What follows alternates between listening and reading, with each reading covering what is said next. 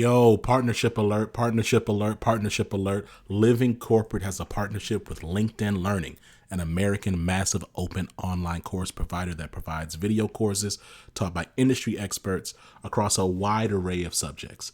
Now, the partnership is because Living Corporate has courses on LinkedIn Learning focused on diversity, equity, inclusion for leaders, career professionals, and anyone really looking to upskill themselves and be better allies. So make sure you check out our courses on LinkedIn Learning by clicking the link in the show notes.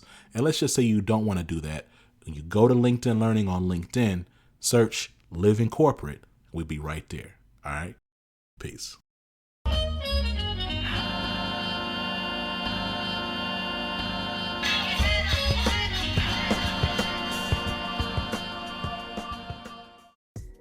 What's going on, Living Corporate? It's Tristan, and I want to thank you for tapping back in with me as I provide some tips and advice for professionals.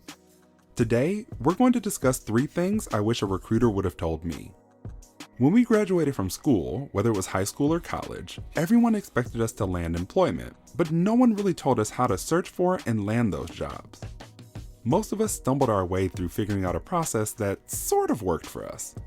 We made mistakes like casting a wide net, taking jobs without much thought, and not negotiating. There are a couple of things I think would have been helpful if a recruiter told me during that time. The first thing is that the best way to land a job is not through online postings. When companies are sourcing candidates online, they utilize what's called a hiring funnel, which means they try to get as many candidates as possible to apply, only to whittle it down to the top candidate. The data tells us the average job posting gets anywhere from 150 to 250 applicants. Only about 3 to 5 people land an interview, and usually only 1 gets the job. That makes your chances of landing an interview around 2%, and landing the job even lower. Instead of just applying online, I suggest you develop and work your network to land referrals. Most recruiters agree that referrals are the best way to find a qualified candidate. Referrals often allow you to skip levels of the hiring funnel and make you 15 times more likely to land the interview. The next thing is to showcase your work digitally. I've spoken with hiring managers who said that if you're not on LinkedIn, you don't exist.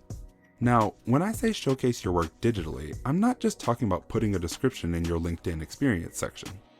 I mean actively posting and talking about your work, development, and achievements. This can help you build connections and even land those referrals you may be seeking.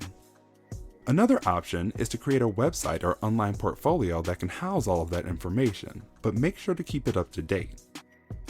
In this increasingly digital age, it's essential that we're not only able to be found online, but that people can understand the value you may bring by just reviewing your digital assets. The last thing I wish a recruiter would have told me is that the actual job rarely matches the job description. This means a couple of things. First, we need to ask more questions throughout the interview process and even potentially host informational interviews to get the real scoop on what the job and company are like. Second, it means that you shouldn't just copy and paste the job descriptions as bullet points in your experience. While they may be used as guidance, the work you did was more than likely way more complex or completely different altogether. Focus on conveying what you actually did in the role and the value you brought by doing it.